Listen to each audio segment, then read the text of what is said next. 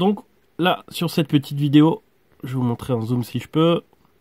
Voilà, vous voyez un petit bitonio en fait.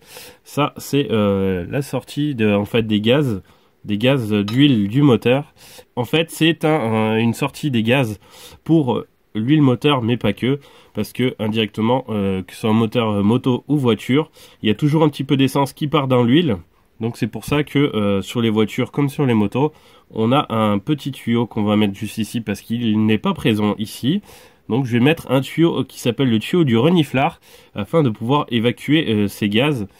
Sur les voitures et les motos plus modernes et plus haut de gamme, on va dire, parce que là on est sur des moteurs entre guillemets de première gamme. En fait, sur les moteurs plus haut de gamme, on va recycler ces gaz justement d'huile et de carburant qui sont échappés dans l'huile afin de les recycler dans le système de l'admission d'air pour les recycler et les brûler. Donc pour celui-ci, j'ai acheté une grosse durite renforcée de 8, un diamètre de 8. J'ai pris au pied à coulisse la dimension de ceci. Et du coup, on va le faire passer en dessous. Là, je sais pas si vous voyez bien, mais il y a une petite attache pour pouvoir maintenir la durite pour qu'elle aille vers le bas. Du coup, hop, on prend la dimension. À peu près cette longueur.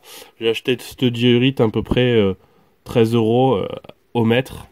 Avec ces petites attaches. Donc là, on va couper. Là, je vais au moins la placer comme ça. Je vais agrandir un petit peu la bague. Hop, voilà. Donc du coup, vous aurez besoin d'une petite bague comme celle-ci pour maintenir votre durite. Hop, là en l'occurrence, j'y arrive avec les doigts, vite fait. En serrant fort, hop. Sinon, vous prenez une pince. Vous serrez, puis vous la faites coulisser. Hop, du coup, on disait, on remet notre petite durite sur notre sortie exprès pour le reniflard. Hop, et on prend la pince. Ah, pas très à main du coup.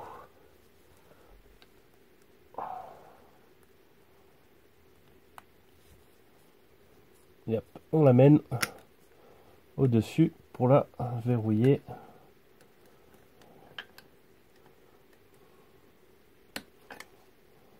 Voilà. J'essayerai peut-être de la mettre mieux que ça. Mais hop, hein, on n'arrive pas à le voir sur la vidéo. Mais je l'ai placé. Je suis désolé. C'est le soir. Voilà, hop. Mon morceau de durite. Que je vais coincer. Hop là. J'essaie de vous filmer ça un peu mieux. Donc voilà, désolé pour la lumière. Donc du coup, notre durite est bien branchée sur le reniflard de notre boîte. De notre moteur, du moins, pardon, ici. Donc du coup, on a mis la petite bague de serrage pour pas qu'elle s'en aille. Et on l'a placée le long. Et il y a ici une ferraille pour l'empêcher de partir. Donc voilà. Donc là, ce ne sera pas du liquide qui coulera, ce sera juste les petites vapeurs. Et du coup, en faisant comme ceci, ça protégera le moteur parce que si on laisse ça à l'air libre, vous aurez des saletés qui vont entrer dedans. Et comme vous le savez déjà, les saletés dans l'huile, alors que l'huile sert à lubrifier tout votre moteur, ce n'est absolument pas bon. Donc du coup, il faut absolument bien placer cette durite de reniflard et la contrôler de temps à autre afin de s'assurer qu'il n'y ait pas de surpression à l'intérieur et afin de s'assurer qu'il n'y ait rien qui puisse s'infiltrer dans votre moteur. Sur ce, j'espère que cette petite vidéo de remise en place du reniflard sur le moteur vous aura plu et je vous dis ciao, à la prochaine pour une nouvelle vidéo.